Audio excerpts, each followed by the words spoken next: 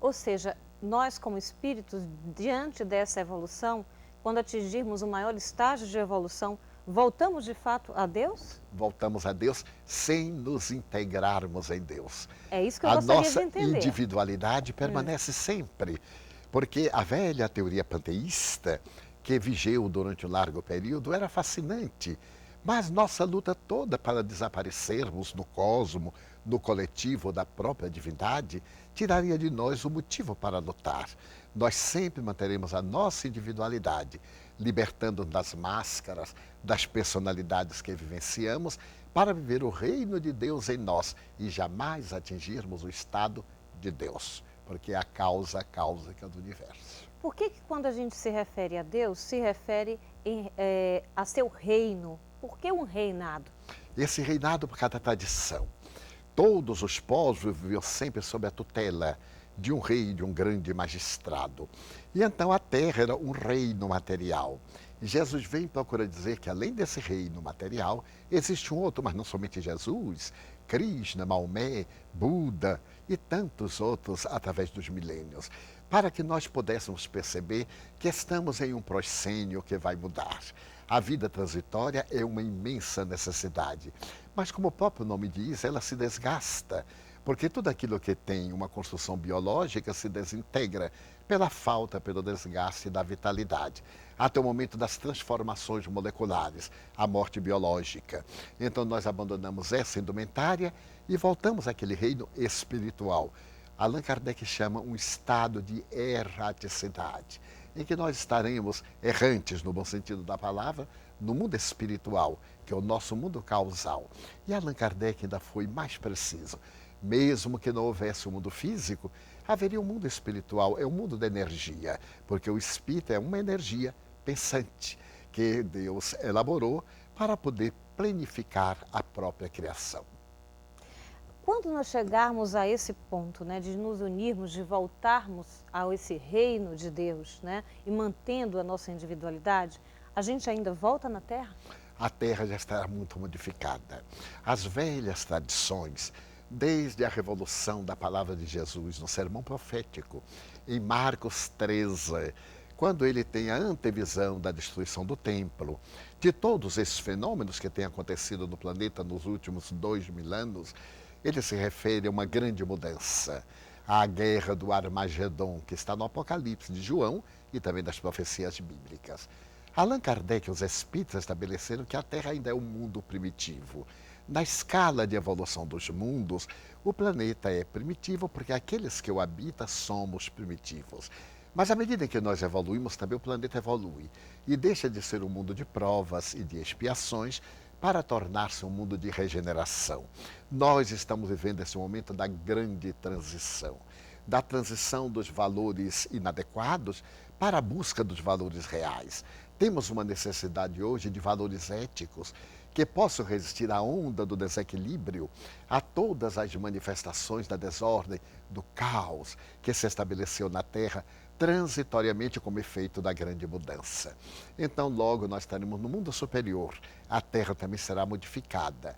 Quando eu observo, por exemplo, os fenômenos sísmicos, os tsunamis que se tornaram muito mais contínuos nos últimos tempos, as calamidades gerais, eu dou-me conta que o planeta está ajustando. Quando as suas placas tectônicas harmonizam-se, invariavelmente produz uma mudança da inclinação do eixo. E as velhas tradições falam que um dia haveria verticalidade do eixo, então o clima modificaria, muitas cidades desapareciam por causa do degelo dos polos, da Groenlândia. E isso vem acontecendo graças à lenta temperatura que aumenta em todo o planeta de alguma forma, pela contribuição infeliz da criatura humana. Por outra, por causa da própria revolução do sistema geológico. Então o planeta está depurando-se, à medida que nós também nos depuramos, até chegarmos a esta Jerusalém libertada, a esses dias maravilhosos que estão anunciados. Osvaldo, a gente vai fazer então um pequeno intervalo e a gente volta daqui a pouquinho.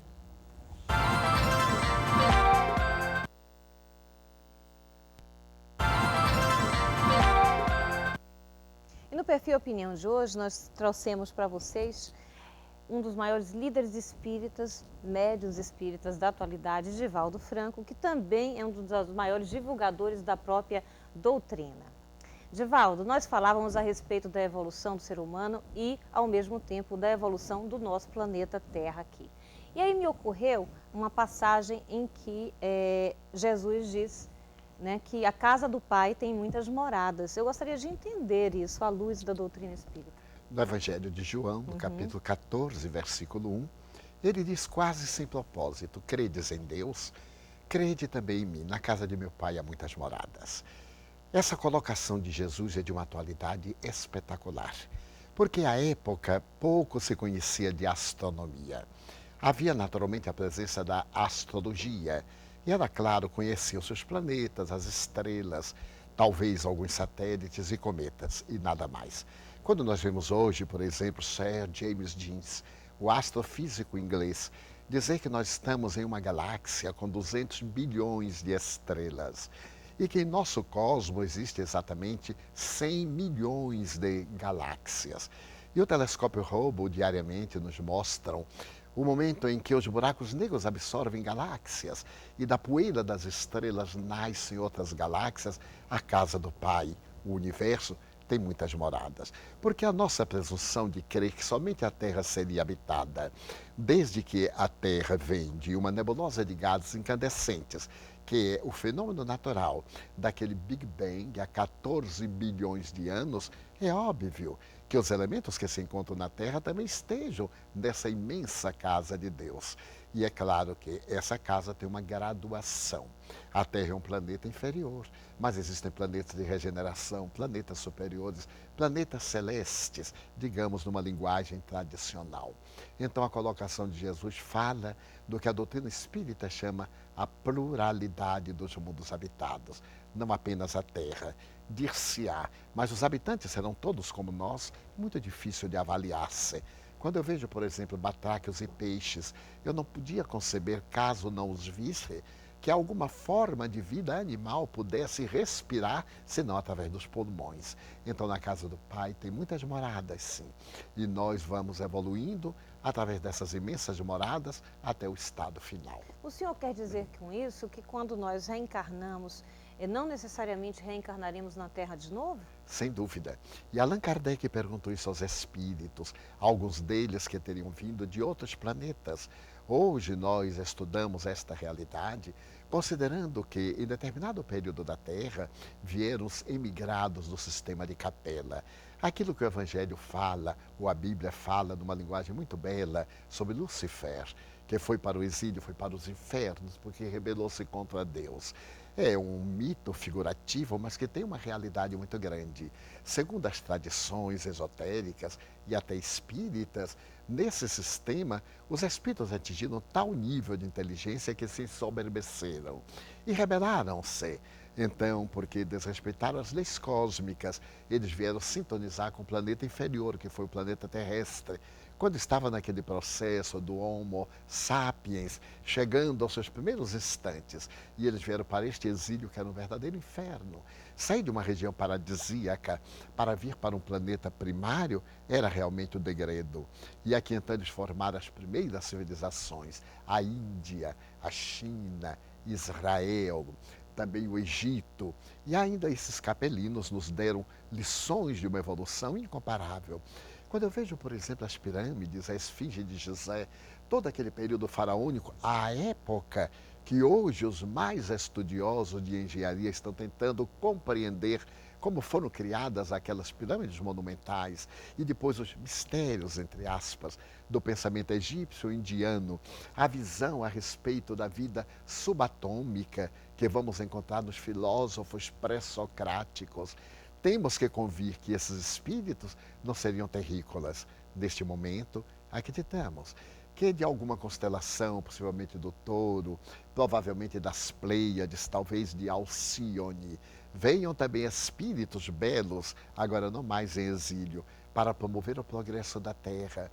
E aqueles nobres espíritos do período de Péricles, do período pré-cristão, mais tarde os pais da igreja, da escola neoplatônica de Alexandria, o pessoal do Renascimento, os primeiros cientistas do século XVII, os filósofos do século XVIII, os eminentes cientistas do século XIX, naturalmente estarão reencarnando agora para poder fazer a batalha do Armagedon. Isto é, o bem enfrentar o mal, a vulgaridade enfrentar determinados valores éticos que nós esquecemos.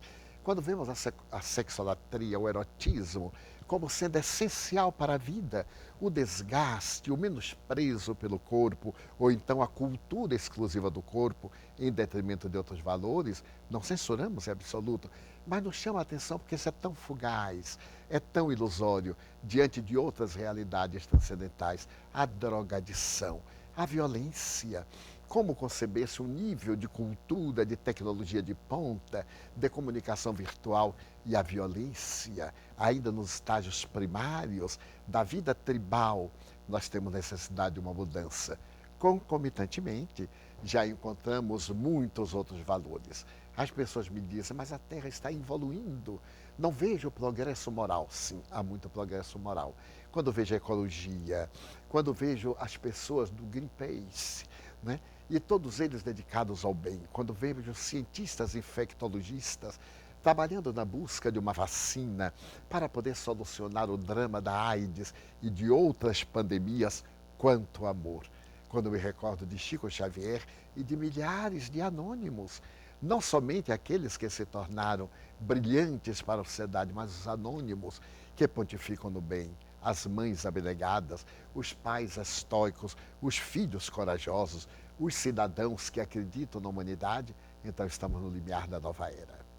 Agora, tudo isso que a gente vê, como o senhor acabou de citar aí, né? A violência, a drogadição, né? Muitas vezes a falta também de compaixão, embora a gente reconheça e saiba que outros valores também ao mesmo tempo estão surgindo, se desenvolvendo, nós estamos também evoluindo. Como é que o senhor vê, o que o senhor nos explica a respeito desses espíritos, né, que ainda têm esse tipo de necessidade? Porque se encontram numa faixa primária e são renitentes no erro, a divindade concede-lhes hoje uma última chance, digamos nessa linguagem. Eles estão reencarnados agora para poder optar. Têm nas mãos os instrumentos hábeis da ciência, mas ao mesmo tempo têm as amarras com os gozos, os crimes praticados, as tendências que permanecem negativas no seu mundo interior. Essa opção fará que eles progridam com a terra ou, à semelhança dos capelinos, eles vão para o exílio. Já não haverá logo mais clima para aquelas personalidades mórbidas como Hitler e os seus asseclas, Stalin e a sua coorte, Mussolini, para citar alguns, ou outros de mais recente e trágica memória. Então, esses espíritos não encontrarão mais clima na Terra, porque a psicosfera do planeta será diferente. Eles irão sintonizar com mundos inferiores, como aqueles capelinos na Terra inferior, que eles já deixaram e voltaram ao seu reino, porque ninguém está condenado ao sofrimento perpétuo. E esse mesmo inferno, esse Hades, é transitório. E terminada a sua expurgação, ele avança como aluno rebelde que é reprovado, repete a experiência e acompanha os colegas à frente. Quando o senhor diz repete a experiência, quer dizer que essa experiência só é repetida aqui na Terra através da reencarnação ou existe um processo de evolução em qualquer dos mundos que estejamos? Sem dúvida.